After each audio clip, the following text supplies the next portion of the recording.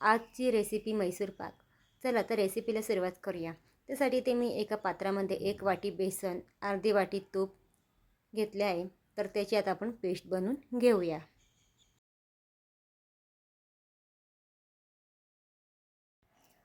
याच्यामध्ये बेसनाच्या गुठळ्या राहता कामा नये अशा प्रकारे आपल्याला पेस्ट बनवून घ्यायची आहे. 1 वाटी साखर, अर्धी वाटी पाणी घेऊन आपल्याला एक तारी पाक बनवून घ्यायचा आहे.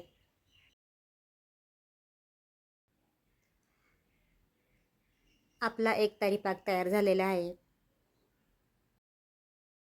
तयार झालेल्या पाकामध्ये आपल्याला बेसनची पेस्ट टाकून घ्यायची आहे. ते पण आपल्याला व्यवस्थितरित्या हलवून घ्यायचं आहे. यामध्ये गुठळ्या राहता कामा नाही. आता आपल्याला 1 वाटी तूप गरम करून घ्यायचं आहे व ते थोडे थोडे टाकून आपल्याला हे मिश्रण शिजवून घ्यायचं आहे. लो टू मीडियम फ्लेमवरतीच, गॅसची फ्लेम हाय करायची नाही. तर सुरुवातीला मी थोडं अर्धं घातलं होतं व काही वेळाने परत थोडं अर्धी वाटी तूप यामध्ये ओतून घेतलेलं आहे. ही प्रोसेस करण्यासाठी मला 15 ते 20 मिनटं लागलेली आहे. तर आपलं मैसूर पाकचं मिश्रण तयार झालेलं आहे.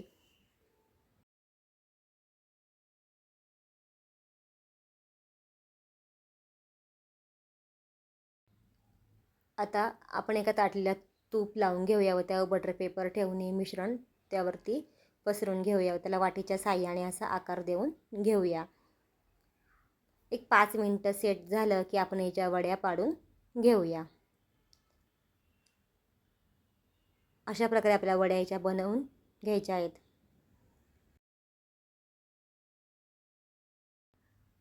तयार आहे आपला मैसूर पाक.